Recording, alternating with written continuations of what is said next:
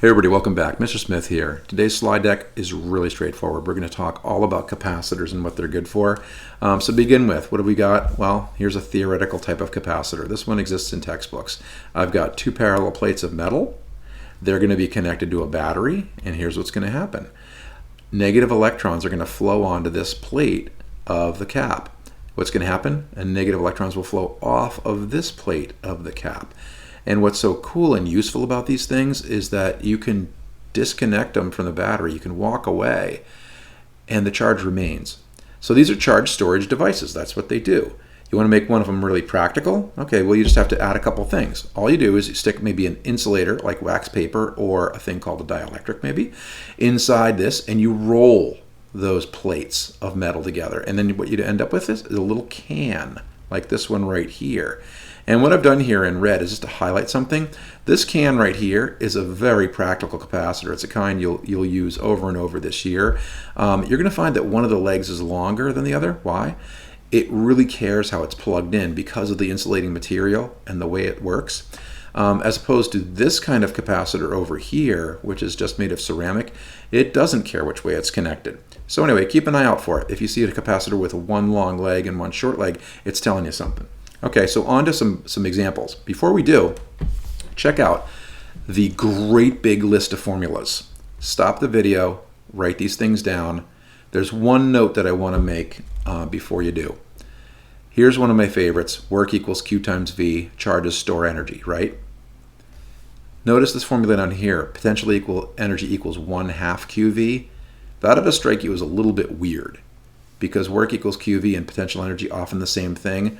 At the end of the deck, we're going to point out how when you're dealing with capacitors, specifically storing energy and charge, you have to use this formula right here, and I'll show you why as we get into it. But I just wanted to point it out so you're alert to it, okay?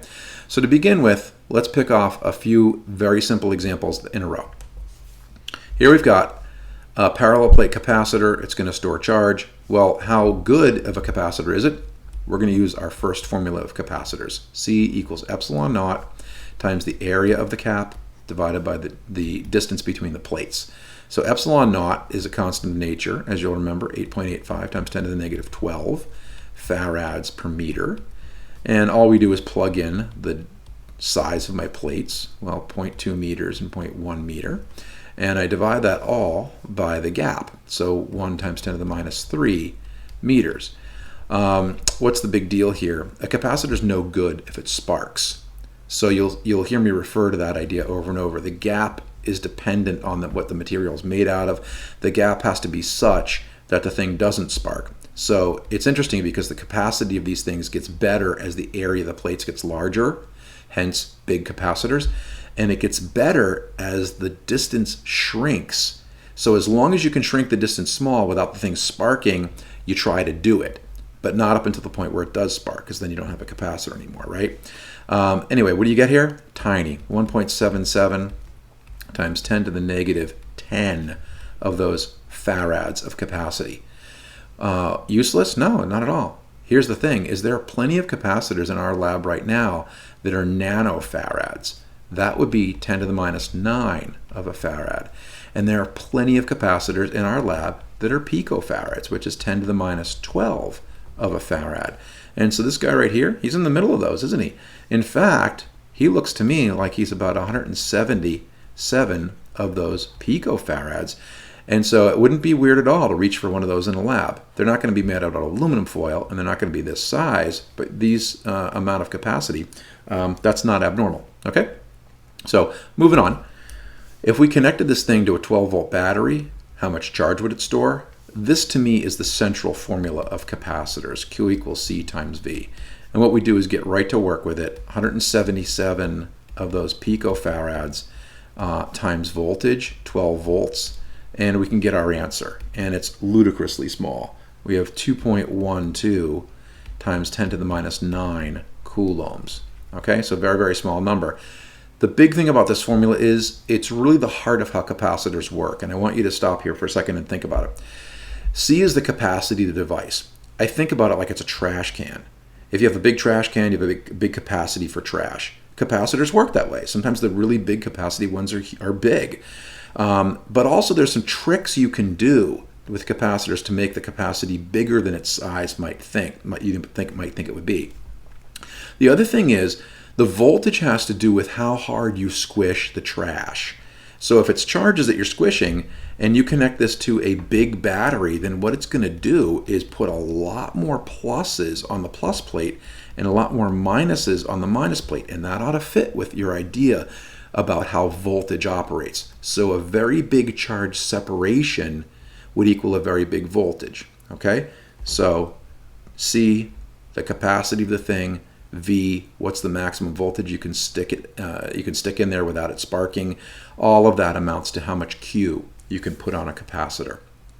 Now the next one is not hard. It's not even theoretically complicated. We talked about the formula of voltage equals E times D for the fundamental formula of voltage. You can easily take this for a parallel plate capacitor and just solve it around for E, and you'll get that V over D is what that is. So if I connect this guy to 12 volts and I have the plate separated by 1 millimeter, you'll end up with the fact that I have 12,000 volts per meter of electric field going on between these.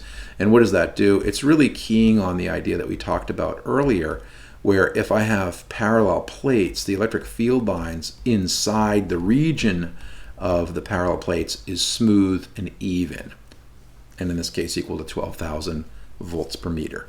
Okay, so we're going to wrap this one up by turning a corner.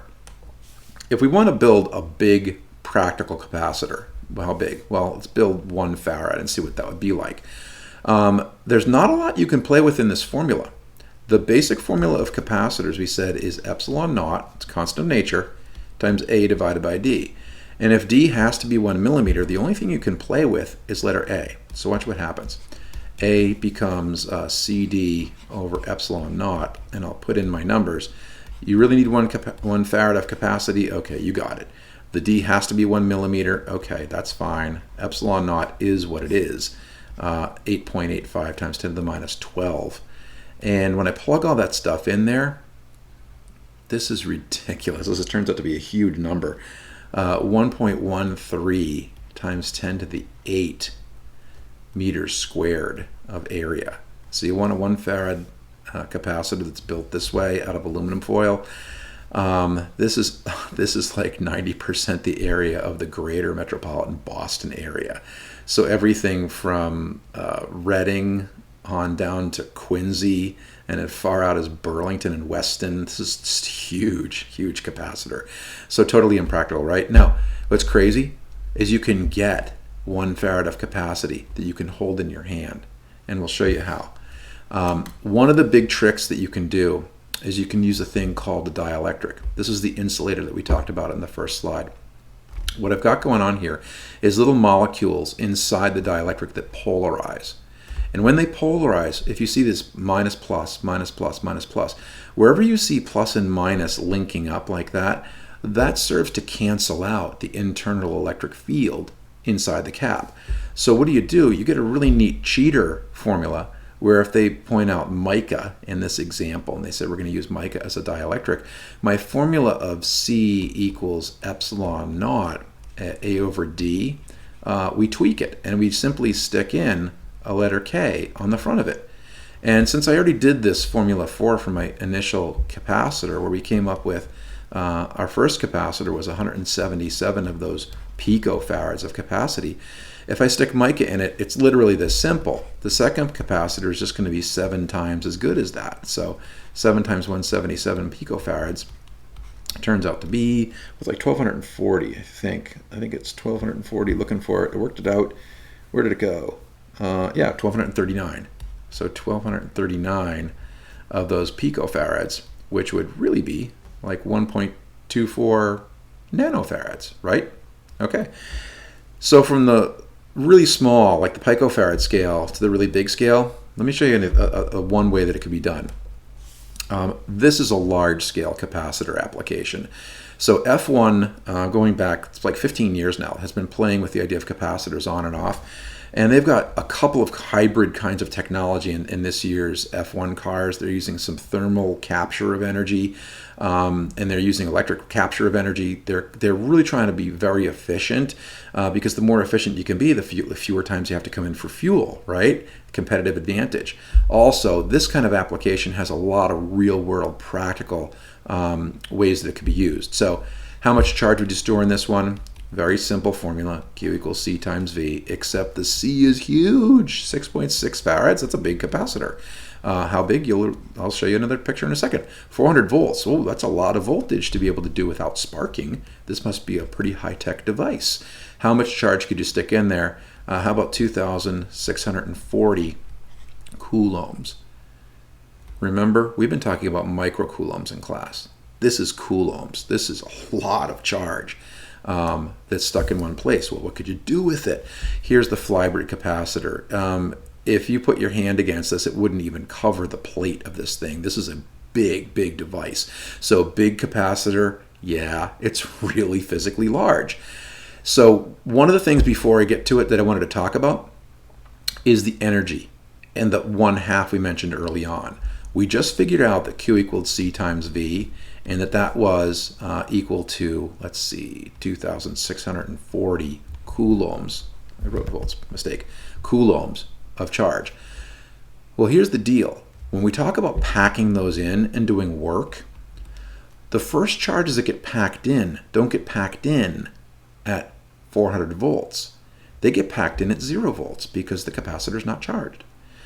And so this is where the 1/2 comes from. When the formula specifically says that you're storing energy in a capacitor, the reason work equals 1/2 of QV now is because the last charges you stick in are being stuck in at 400 volts. The first charges you stuck in were being stuck in for free. They were being stuck in at 0 volts, and you didn't do any work putting them in there. And so what happens is as you stick those charges in, the voltage changes. And so what we're dealing here is the 1/2 of V. It's the average voltage at which the thing works. So that's where the 1/2 comes from. The amount of Q is what it is. You stuck in a lot of charges. You stuck them in an average of 200 volts. That's my maximum voltage. And what do you get out of this? You still get a lot of energy storage. 528,000 joules of energy stored in this Flybridge capacitor. So what does that amount to? Well, an F1 car is really light. So 680 kilograms is not much. And that potential energy that's stored electrically becomes kinetic energy of the car moving. And coming out of turns is especially when they tap this technology because it's instant. The charges flood out of this thing faster than any kind of internal combustion engine can rev up. And it's unbelievable the speed difference it makes coming out of corners. So kinetic energy, classic old formula, 1/2 mv squared. All we do is we just work that around backwards and solve 2ke over m. So 2 times my 528,000 joules divided by this really lightweight car. By the way, 680 kilograms includes the driver in F1 racing, and you get this very huge 39 meters per second speed boost. That's if you drained it all. But that would be that's a lot. That's really significant. Anyway, those are all the basics. So bring your questions to class. Thanks for watching and take care. Bye-bye.